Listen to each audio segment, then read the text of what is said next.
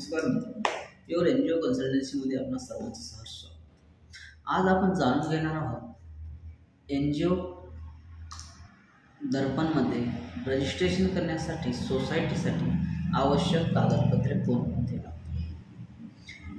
NGO दर्पणमध्ये registration करण्याचे फायदे तर निश्चित आपणास माहिती आहेत किंवा कंपल्सरी रजिस्ट्रेशन। जर आपणास काही डोनेशन वगैरे पाहिजे असेल तर त्यासाठी एनजीओ दर्पणमध्ये रजिस्ट्रेशन करणे अत्यंत आवश्यक आहे।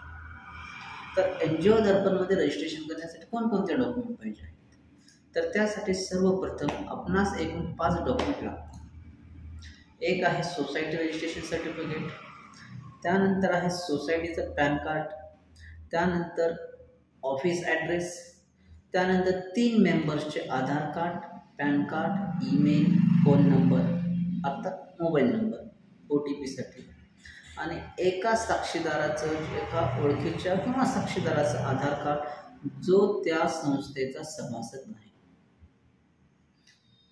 अजून एक वेळ सांगतो आपणास, एनजीओ दर्पणमध्ये रजिस्ट्रेशन करण्यासाठी कोणकोणते डॉक्युमेंट लागतात, तर आपणास सोसायटी रजिस्ट्रेशन सर्टिफिकेट, सोसायटीचं PAN card, society office address, 3 मेंबरचे Aadhaar card, PAN card, email ID आणि मोबाईल नंबर, तसेच एक व्यक्ती जो त्या सोसायटीचा सभासद नाही त्या व्यक्तीचं आधार।